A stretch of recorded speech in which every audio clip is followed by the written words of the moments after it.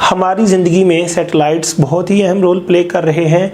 इन satellites की वजह से हम लोग इंटरनेट चला रहे हैं, इनकी वजह से हम जीपीएस सिस्टम चला रहे हैं, इन सैटेलाइट की मदद से हम मौसम का पता चला लेते हैं, इन सैटेलाइट की मदद से हम अपना डिश एंटीना चला रहे हैं और इस तरह की बहुत सारी चीज़ें।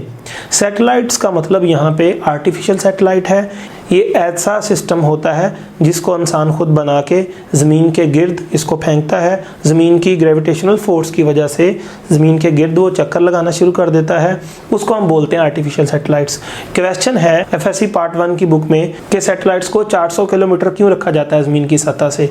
तो मैं आपको बताना चाहता हूँ, हमारी ज़मीन के गिर्द अल्लाह ताला ने एक बहुत ही शानदार किस्म की चीज़ बनाई है जिसको हम गैसेस का गोला कहते हैं, या साइंटिफिक टर्म में उसको हम एटमॉस्फेयर का नाम देते हैं।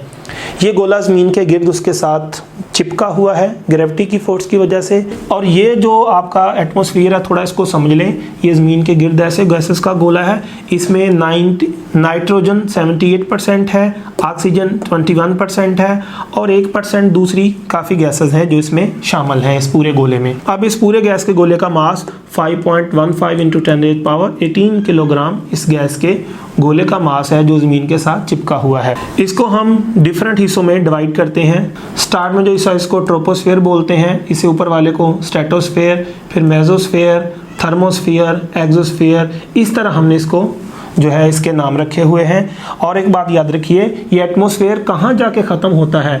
बाज़ जगह पे ये मिलता है कि इसकी कोई फिक्स बाउंड्री नहीं है, एटमॉस्फेयर कहाँ ख़त्म होगा, लेकिन कुछ जगह पे मैंने पढ़ा है कि ये ज़मीन की सतह से तकरीबन 10,000 किलोमीटर पे जाके ख़त्म हो जाता है। और ये जितना गैस का गोला है यार, इसका सारा जो मास है ना, उसका 75% मास जो है सिर्फ 11 किलोमीटर तक फैला हुआ है। 11 किलोमीटर के बाद गैसेस की जो डेंसिटी है बहुत ही लाइट हो जाती है, बहुत ही कम हो जाती है। और यहाँ पे तकरीबन 400 किलोमीटर पे जाके 400 किलोमीटर जब हम ज़मीन से ऊपर चले जाते हैं ना, तो वहाँ पे जाके गैसेस की डेंसिटी तकरीबन ख़त्म हो जाती है, या इसकी डेंसिटी बहुत ही कम है जिसको हम नेग्लिजिबल कंसीडर करेंगे। अब हम तो चाहते हैं यार सैटेलाइट यहाँ ही घूमना शुरू कर दे, हम अपने एमी रॉकेट लगाएं इसको इतना ऊंचा भेजने के लिए।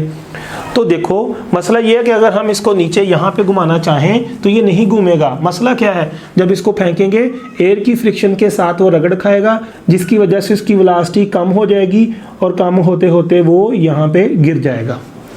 ना भी गिरा तो ये भी पॉसिबिलिटी है कि वो हवा के साथ फ्रिक्शन की वजह से बर्न आउट हो जाए।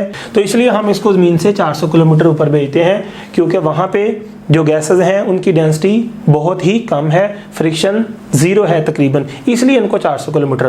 क्या 400 किलोमीटर से ऊपर नहीं भेज सकते? तो आंसर है यार 400 किलोमीटर से जितना मर्जी ऊपर चले जाओ। जो आपके जियो स्टेशनरी सैटेलाइट हैं वो 36,000 किलोमीटर होते हैं ज़मीन से ऊपर, तो ऊपर जितना मर्जी चले जाएं कोई मसला नहीं है, लेकिन 400 से नीचे नहीं आ सकते, क्योंकि नीचे गैसेस की डेंसिटी ज़्यादा है, जिसकी वजह से फ्रिक्शन आएगी और उससे वो चीज़ बर्न आउट हो जाएगी। सो हम तो यही चाहते हैं नीचे रहें, जितना ऊपर जाएंगे हमारे लिए नुकसान है। आप अक्सर आसमान की तरफ नज़र दौड़ाएं तो रात के टाइम आपको कभी कभार ऐसा दिखता है जैसे कोई आग का गोला आसमान से नीचे आ रहा है। दरअसल वो आग का गोला कैसे बनता है मैं आपको बताता हूँ। जब कोई बाहर से स्पेस से कोई पत्थर या कोई ऑब्जेक्ट ज़मीन की तरफ आता है तो ज़मीन का जो एटमॉस्फेयर है, ये अल्लाह ताला की रहमत है हमारे लिए, वो एटमॉस्फेयर के साथ रगड़ खाता है, जिसकी वजह से इतनी ज़्यादा हीट पैदा हो जाती है कि वो चीज़ का इग्निशन पॉइंट आ जाता है और वो चीज़ जो है वो बर्न आउट हो जाती है। तो ये एटमॉस्फेयर के हवाले से मैंने आपको बताया, और ये मैंने आपको बताया कि क्यों हम सैटेलाइट्स को नीचे नहीं घुमा सकते। सैटेलाइट को कम से कम 400 किलोमीटर ऊपर रखना पड़ता है, या उससे ऊपर भी जा सकते हैं।